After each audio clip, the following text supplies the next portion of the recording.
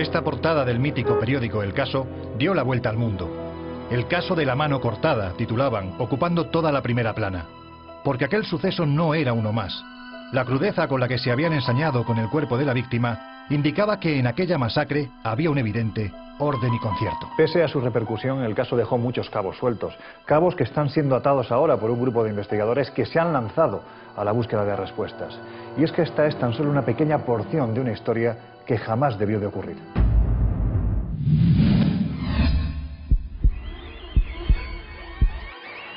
Y es que, además, la protagonista indiscutible de esta investigación fue una dama de la alta burguesía, sin duda una de las mujeres más enigmáticas del siglo XX. Se llamaba Margarita Ruiz de Liori, marquesa de Villasante y baronesa de Alcajalí, y vivió en esta casa de la calle Princesa número 72, en el centro de Madrid. Aquí cometió el más terrible de los actos, mutilar a su propia hija. Y la cuestión es, ¿por qué lo hizo? Al parecer, ritos de una religión aprendida en el norte de África, en los viajes que había hecho la marquesa de Villasante, y que, en esencia, se trataba de ese tipo tan conocido de la posibilidad de volver a la vida a los muertos. Su padre estaba muy interesado en todo lo que era el esoterismo, entonces él hizo muchos estudios y claro, tenía todos estos libros en su casa y evidentemente pues Margarita los miraba, los leía, con lo cual todo este pensamiento que él tenía de alguna manera llegó a ella. La sociedad madrileña, poco acostumbrada a que sus clases altas bajaran a los infiernos, quedó completamente conmocionada al conocer una historia que se antojaba plena de claroscuros. La hija de Margarita estaba muy enferma y ella fue al apartamento de la madre y allí muere. Una vez que muere, la madre básicamente cierra esa habitación y se queda con el cadáver, pospone el velatorio durante 2 días y algo raro allí ocurre. Y se presentó allá Luis Seggi Ruiz de Liori, hijo de la marquesa de Villasante, y que quería denunciar un caso extraño que estaba pasando en su casa. Y el hermano tiene sospechas porque la madre hacía todo tipo de cosas raras. Cuando él está allí en el velatorio, que no le permiten entrar, él encuentra una sopera con las cabezas de unos perros. Decía que su hermana Margot había muerto hacía 3 o 4 días y que su madre se había encerrado durante 2 noches en el cuarto, en el dormitorio, con la difunta, que había dormido allá, que a los hijos los había alejado en la casa y sospechaban que algo raro había pasado. Cuando finalmente enterraron a la hija, él volvió a la casa y se puso a mirar por todo el apartamento y encontró una especie de tabla de cortar con un cuchillo enorme. Y él dijo, algo ha hecho mi madre con mi hermana. Y entonces eso es cuando él se fue a denunciar. Su hijo mayor le decía a la policía que había mutilado el cadáver de Margot, su hermana, que había muerto de una enfermedad rápida y que la madre se había quedado con ella haciéndole una serie de amputaciones y de ritos mágicos. Una vez que denunció, se decidió que había pues que entrar en la casa y ver a ver si, bueno, pues si había algo. En un dormitorio encontraron una lechera de aquellas que antes se utilizaban para guardar la leche a granel, que eran de plástico y de latón, con una mano flotando, con los dedos hacia arriba, con unas uñas muy cuidadas. La muñeca había sido seccionada, pero perfectamente. Eso lo tiene que haber hecho un cirujano o algún especialista con buenos conocimientos de anatomía. La censura de la época provocó que el director del caso no pudiera escribir en la primera página con la foto de la lechera con la mano flotando en el líquido en el que fue encontrada por la policía. Era tarde y el fundador del caso, por temor a perder los correos de autobuses, de ferrocarril y de una holandesa, y escribió a prisa y corriendo, el misterio de la mano cortada. Y así es como se tiró el ejemplar. En el interior las fotografías seguían siendo las mismas. Y fue tal impacto que a la mañana siguiente las calles de Madrid aparecieron con cantidad de lecheras de estas, de plástico y latón, abandonadas por las aceras, por las esquinas, porque era tal la impresión que esa lechera con esa mano flotando en una solución de alcohol había producido al público de Madrid. Los medios dieron debida cuenta de la terrible noticia, y fue entonces cuando, tras inhumar el cadáver, empezaron a salir los datos más escabrosos.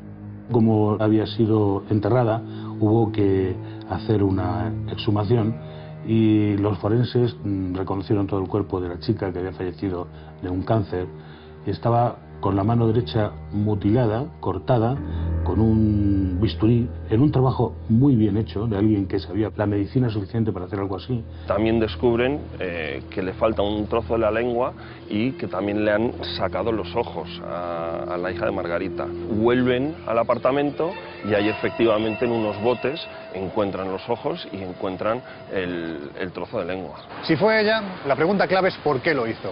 Es posible que la respuesta la encontremos en la personalidad tan controvertida como especial de aquella que habitó en este mismo inmueble, la marquesa de Villasante, Margarita Ruiz de Liori. Pues Margarita Ruiz de Liori realmente fue una mujer muy adelantada a su tiempo, una de las primeras mujeres en España que hicieron una carrera de Derecho, que tuvieron un carnet de conducir, aficionada al tiro, aficionada a falsificar cuadros, incluso se habló de que había traficado con marihuana que traían desde Marruecos. Ella era marquesa de Villasante, baronesa de Alcalí, abogada en ejercicio, destacada pianista, compositora, escritora, pintora, corresponsal de guerra, una persona con una biografía apasionante que había recorrido varios continentes, dando conciertos, actuando. Yo te diría que si hay una palabra que la describe sería indomable. Era una mujer que cuando quería hacer algo, cuando se proponía hacer algo, iba y lo hacía de una manera increíble. Estaba, digamos, fuera del tiempo en el que estaba viviendo, ¿no? Era una mujer excepcional, absolutamente, pionera en todo. Estuvo de periodista en el norte de África. Es muy probable que fuera una patriota que se infiltró en las tropas de Abdelkrim. Esta mujer, con sus dotes de persuasión, se hizo amante de Abdelkrim, líder de la Revolución Rifeña. Gracias a ello, salvó la vida al general Franco en una emboscada que le habían tendido los rifeños y que ella, por su acercamiento a Abdelkrim, le pudo avisar. En los últimos años de su vida, según parece, aficionada a la magia negra y a prácticas hechiceras que había aprendido en el norte de África, empezó a ejercerlas con la numerosa colección de animales que tenía en su palacete de Albacete y en algunos otros sitios. Ella creía que con esos ritos, por ejemplo, la amputación de la mano y de otros lugares del cuerpo, con la que podía intentar que fuera resucitada por medio de una extraña y que nunca llegó a aclararse ceremonia. Pero, ¿lo hizo sola? ¿O por el contrario, tal y como se reflejó en su momento, detrás de la mutilación de Margot Shelley se hallaban unos extraños personajes de aspecto nórdico? Si esto es así, ¿quiénes eran y qué estaban haciendo en la casa de la marquesa? Esto tiene que ver con la casa que tenía la marquesa en Albacete. Y se decía que había unos señores altos, rubios, con ojos azules, evidentemente no españoles, que entraban y salían de la casa y que no se sabía muy bien qué es lo que estaban haciendo. Se corrió la voz de que al parecer en los sótanos había un laboratorio donde estaban trabajando dos científicos alemanes, al parecer criminales nazis huidos que estaban ahí investigando. Hasta se comentó que por ahí podía haber pasado el doctor Mengele. Apareció una carta en la cual se afirmaba que habían dos humitas estado en un sitio de Albacete, en la casa de una señora de alta alcurnia, que tenía muchos animales y donde habían hecho sus experimentos. Entonces, los famosos científicos podrían haber sido humitas.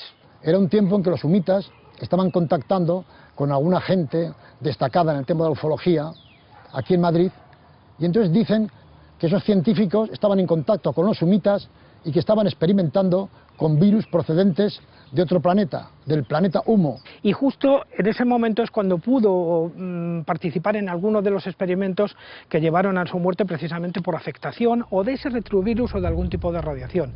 Y que precisamente alguno de esos virus escapó y afectó a la hija, porque Margot vivía y trabajaba y hacía obras de caridad en Albacete. Eso podría incluso justificar el hecho de que le fuera extraído el pelo y los ojos en un momento dado, quizá para estudiar precisamente esos tejidos blancos que habían sido afectados o por esa radiación o por ese virus. La idea es que ellos estaban haciendo algún tipo de experimento químico y que de alguna manera esto se propagó y llegó hasta la hija y por eso se murió. Si te lo quieres creer, muy bien, pero vamos, a mí me parece todo un poco cuento chino. La justicia se puso en marcha para intentar dilucidar qué había ocurrido entre las paredes de la casa de la marquesa. Y fue entonces cuando sobre esta historia cayó un halo de oscuridad que ha perdurado hasta nuestros días. ¿De qué se trataba? ¿Era un homicidio? ¿Había una profanación de cadáveres? ¿Un delito de profanación de cadáveres? ¿O una simple falta? La gente dudaba de que fuera procesada, dada su influencia en las alturas. Y en efecto, no hubo juicio. Hubo un acuerdo entre ambas partes, por lo cual ella aceptaba 6 meses de prisión y su marido 3 por profanación de cadáver, y los dos una multa cada uno de 5.000 pesetas por delito contra la salud pública. A lo que había ocurrido en realidad, que era haber cercenado una parte de un cadáver una vez fallecida la hija y con la intención de tener una reliquia, de acordarse de ella de una manera, pues digamos casi enfermiza, pero desde luego no delictiva. Pero luego la defensa recurrió al Supremo aduciendo de que por qué no era delito que el jefe del Estado, Franco, tuviera el brazo incorrupto de Santa Teresa y que su defendida, simplemente por guardar alguna reliquia, había que purgar con prisión y con una multa. La justicia española decidió que aquello no era un delito, sino en todo caso quizá una simple falta, y fue condenada a muy poco o prácticamente nada, quedó absuelta de los delitos graves y mayores y por lo tanto en libertad. Hasta aquí llegó todo, ¿o no? Porque la casa de Albacete parecía haber quedado envuelta de un influjo maligno que se manifestaba cuando le venía en gana. En Albacete le llamaban la Casa de los Fantasmas, porque los vecinos veían que había fiestas nocturnas donde iban prebostes del régimen, al igual que en la casa que tenía en Barcelona, y en fin, todo tapizado de rojo, con velas que se movían. Se sospechaba que allá pasaba algo. Pues había un señor que trabajaba allí y habló del cuarto del Moro. Y él describía el cuarto del Moro como un subterráneo donde entraba la marquesa por las noches con una vela, había esqueletos, había calaveras. Hoy en día aquí se encuentra la Delegación de Industria de Castilla-La Mancha, pero décadas atrás, en este mismo lugar, en el número 52 de la calle Mayor, se encontraba la casa de la marquesa Ruiz de Liori, esa misma mansión a la que el Diario de Levante calificó como la Casa de los Fantasmas. Pues bien, en la década de los 90 algo ocurrió para que un grupo de investigadores pasaran 2 noches en su interior y obtuvieran resultados simplemente sorprendentes. Se detectaron una serie de fenómenos que la gente del barrio fue escuchando, como golpes, presencia detrás de los cristales, incluso alguna especie de grito, alguna cosa que no tenían un origen claro. Efectivamente, este tipo de fenómenos llamaron la atención de los investigadores de la zona, que fueron a la casa a intentar averiguar qué era lo que estaba sucediendo. Y se grabaron psicofonías extrañas que además poco o nada tienen que ver con el patrón común de este fenómeno, ¿no? Efectivamente, son 2 psicofonías profundas que tienen elementos propios de las psicofonías, pero tienen otros elementos que no lo son. Son muy chirriantes, por ejemplo, y además vienen acompañadas de muchísimo ruido ambiente y como que les falta lo que en investigación de psicofonía llamamos la portadora. Tras los preparativos de la investigación, en los magnetófonos, bajo las más estrictas medidas de seguridad, se grabaron varias voces. La primera decía: "Yo soy Dios".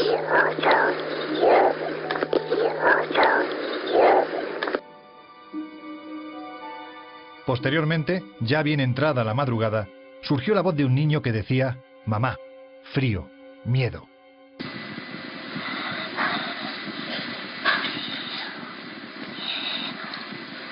Y la última, como si respondiese a una pregunta mental de los experimentadores, parecía presentarse.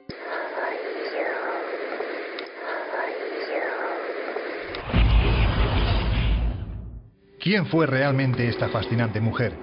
¿Por qué llevó a cabo un acto tan deleznable como fue mutilar a su propia hija? ¿Qué secretos se llevó a la tumba? Esta mujer simplemente se había descuidado mucho de los hijos, no les había prestado la atención debida. Ese es el motivo que cuando la hija pequeña, Margot, falleció, pensando que era una santa, pues decidió quedarse con alguna reliquia. Pero claro, el fenómeno impactó de tal forma, no por el hecho en sí, sino por la personalidad de la marquesa. Nadie sabe muy bien exactamente por qué llegó a este extremo. Ella siempre ha alegado que era una especie de reliquias, o sea, pues una especie de forma de recordar a su hija. Que es una señora muy echada para adelante, muy culta, muy guapa y muy distinguida para la sociedad de la época. ¿Qué pasa? Que cuando la encontramos en la mano cortada ya es una persona mayor, que vive en la calle de la Princesa de Madrid, una familia, unos hijos, uno de los cuales no le quiere dar las cosas que le exige, especialmente relacionadas con la herencia, y él la denuncia, haciéndole un flaco favor a su madre y produciéndole una vergüenza pública. No sabemos qué o quién está detrás de las voces sin rostro que aquí se grabaron hace apenas unos años. No sabemos por qué mutiló a su propia hija, ni por qué se dio a coleccionar cabezas de perros y cráneos humanos. Tampoco sabemos cuál fue su relación con los extraños personajes de aspecto nórdico, ni si estaban realizando experimentos secretos en los sótanos de la marquesa, porque esta historia sigue rodeada de silencio. En este cementerio de Albacete descansa en paz Margarita Ruiz de Liori, y con ella todos los secretos que la rodearon en vida, secretos que, dicho sea de paso, se han perpetuado más allá de su propia existencia.